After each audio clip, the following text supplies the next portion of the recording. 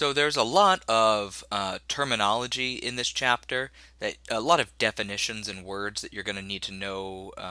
You're going to need to know. You're going to need to know what these definitions are and what these words mean in order to understand the concepts. But I actually am going to show you quite a few concepts and definitions that you don't actually have to know for the exam. I'm not going to be testing you on all of these different definitions, all of these underlined words that you see here. And that's because, one, there's a pandemic going on, and I'm just not going to make you memorize all these different things right now.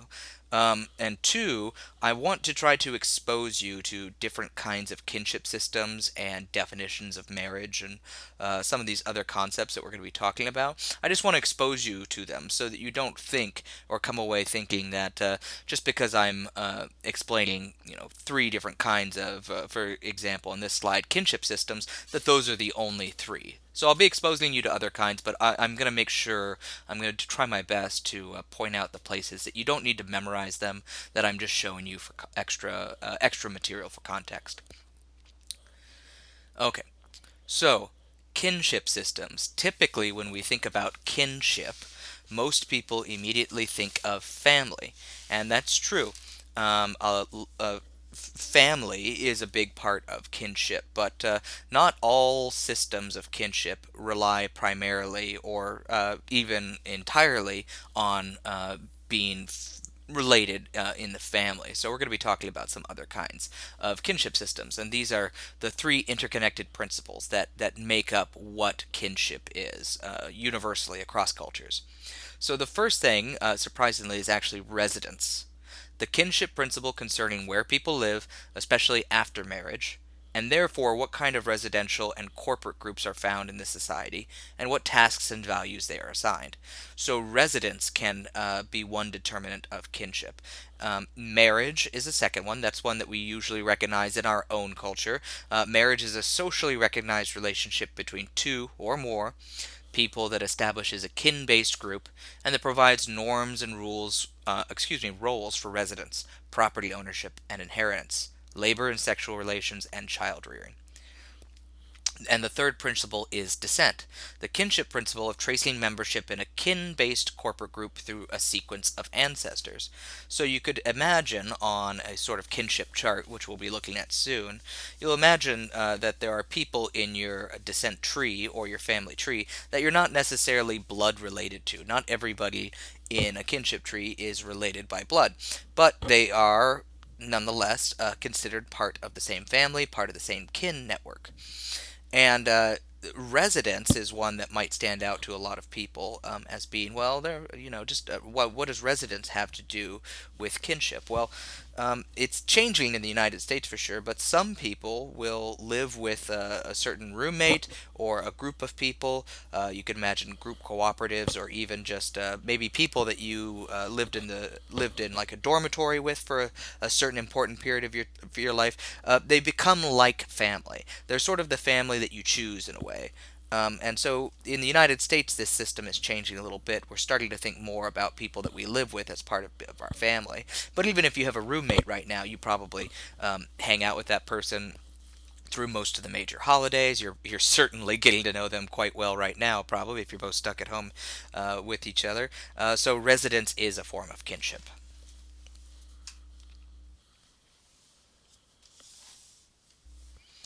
So, besides kinship groups, I'm going to be talking about social groups in general. Social groups. So, dividing society into different kinds of groups based on all sorts of different factors. So, any given society has a structure, and it's made up of these different kinds of social groups.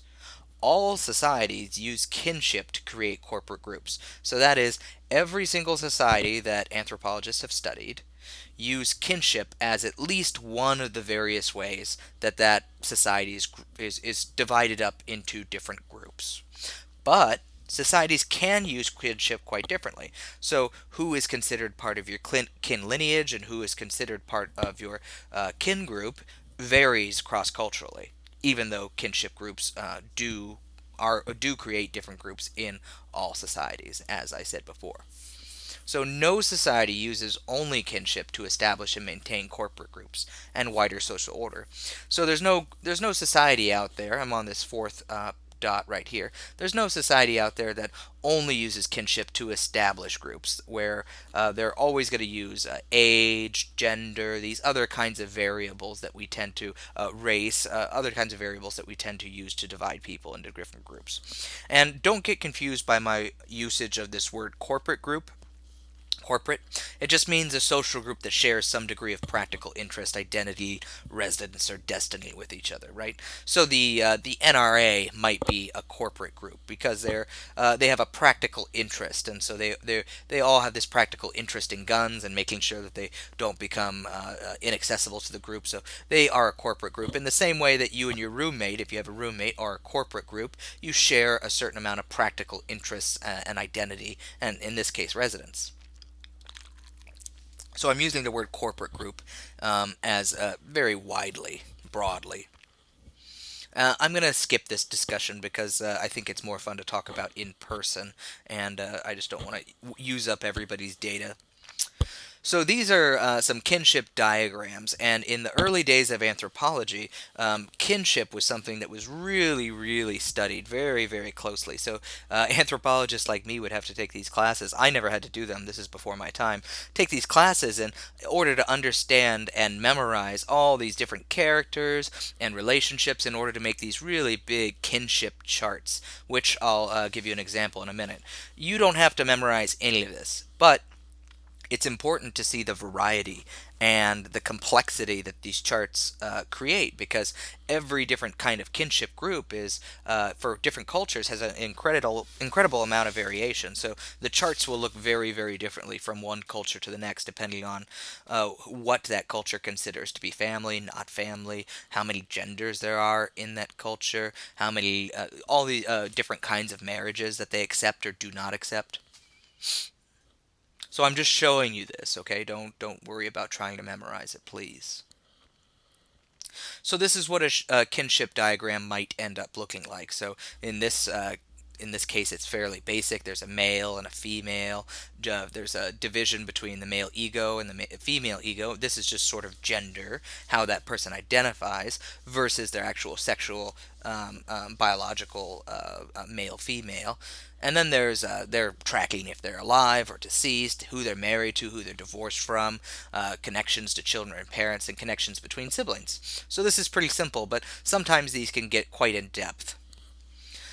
So kinship, it's the basis for, it used to be the basis for almost all ethnography. Now, especially in my research, I wasn't really looking at kinship all that closely, but it used to be, one of the very first things that an anthropologist would do. It's certainly one of the very first things Malinowski did when he reached the Trobriand Islands. He just started asking around who was related to who. I'd also like to make a distinction between marriage versus mating. So, sort of like gender is the excuse me, don't let me misspeak this, but gender is the cultural side of to sex, which is the biological side. Marriage is cultural, while mating is biological. So, some concepts of marriage exist in all cultures, though it may take different forms and serve different functions. So, almost every culture that we've surveyed, virtually every culture we surveyed as anthropologists, has some sort of marriage system. But they're very, very different cross culturally. Um, and even just our own culture, excuse me, let me get a drink. Even our own culture has a lot of different definitions of marriage, and just going back 50 years, you think, oh well, maybe culture doesn't change all that much in 50, 60 years, but the definition of marriage in 1951 that I found was marriage is a union between a man and a woman, such that children born to that woman are the recognized offspring of both parents. Now, I think today we would have a much wider, broader, for most people, understanding of what marriage is, and I don't think that it's certainly legally not between a man and a woman today. And also, we have marriages where people adopt. different offspring that are perfectly legitimately recognized as being the children of those of that marriage, and we just have a much broader view of this now. And so the what marriage is it varies quite a bit cross culturally, but also through time within cultures. And of course, if you tried to apply this definition of marriage cross culturally, it wouldn't work very well because these definitions vary so much from culture to culture. So, who to marry is an important question that varies cross culturally. Who are you allowed to marry? Who are your preferred marriage partners? Who would be who should you not marry? Marriage begins with the cultural identification of a potential marriage pool, right? So you do need to know these two terms, exogamy and endogamy. Exogamy is the marriage principle in which an individual marries someone who is not in the same cultural category as him or herself. So that's an example of exogamy would be marrying somebody of a different sex or gender. So our culture is exogamous in sense that we usually marry somebody of an opposite sex or gender, but that's changed or that is changing as we talked about previously. Endogamy is the marriage principle in which an individual marries someone who is in the same cultural category as themselves. So, marrying somebody in your own race or your religion, if you were, I don't know, not I can't think of any examples in our own culture, but maybe in our own culture, if you come from a very religious background, maybe your parents really put a lot of pressure on you to marry someone in your own religion. Right? That would be an endogamous marriage in terms of religion. Now, in all these factors I'm mentioning, race, gender, religion, cultures vary on whether or not they're exogamous or endogamous, right? And I've got some pluses and minuses and some advantages and disadvantages of both of these different terminologies listed that you could check out. Almost every culture, virtually every culture, has marriage taboos, and one of them that's almost universal is the incest taboo. It doesn't matter which culture you study, there is a universal incest taboo. But what counts as incest does have some variation. So even in our own culture, not very long ago, cross cousin marriage was very common. You don't need to memorize these kinship charts. It just sort of helps you understand what a cross cousin marriage is. A daughter marries either her father's sister's son or her mother brother's son. A son marries either his father's sister's daughter or his mother's brother's daughter. And these are pretty common in particularly agricultural societies. Like I said, when you know a culture's economic system, you can learn all sorts of interesting things about them. And one of the reasons they were common is because every time, if you're a farmer and you have two children, for every child you have, when that person gets married off, they're going to take a little piece of your land with them as an inheritance or something like that. And so, uh, over time, you end up getting smaller and smaller portions of land, and you aren't able to feed yourself anymore. But cross cousin marriage allows you to retain your portion of land by keeping everything in the same family. And biologically, you can do this to a certain extent without causing any big issues. But if you do it over and over for a very extended period of time, especially parallel cousin marriage, then it doesn't work out very well. But it's perfectly biologically okay in limited quantities. It doesn't really cause any big issues. So, how to marry? That means not only who you're allowed to marry, but what style of marriage can you partake in varies quite a bit from culture to culture. So, monogamy. We tend to think of our own culture as being monogamous, and that's true, but I'm going to use a little bit different definition of monogamy, and that's the marriage rule in which an individual may have only one spouse. Now you think, okay, yeah, it's true, we can have only one spouse, but I'm talking about only one spouse for your lifetime. This means that you can't get divorced and get married again. What we are in the United States, we are serial monogamists. Serial monogamy. And that's the marriage practice of having only one spouse at a time, but perhaps having more than one spouse at different times during one's lifetime. So it wasn't that long ago that you weren't really allowed to get divorced. Divorced was very bad, and people didn't really do it, and you certainly wouldn't be able to get married again afterward. But times have changed, and now we are serial monogamous.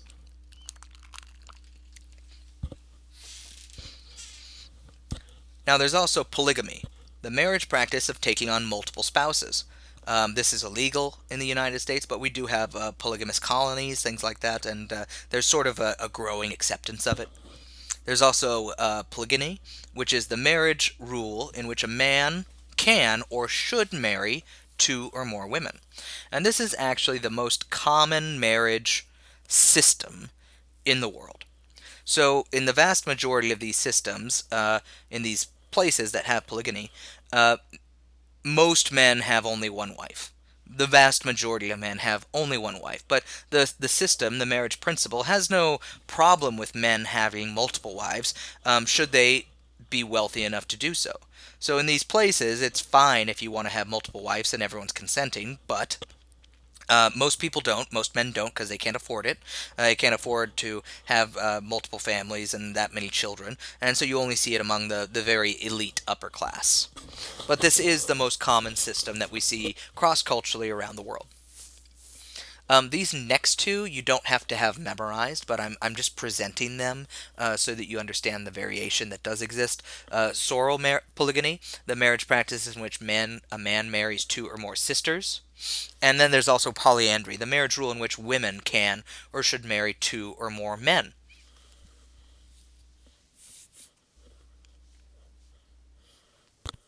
So wealth is typically involved in marriage. There's not very many places cross culturally where marriage doesn't also involve the exchange of some sort of economic resource. We were talking earlier about parcels of land, but even in our own culture, when you get married, there's always gifts to be given, and there's one side of the family might pay for the wedding, and the other side of the family might, pay for the honeymoon. We have these sorts of arrangements that take place. I'm actually going to pause the video right now, stop the video, and start another one because we're getting kind of long.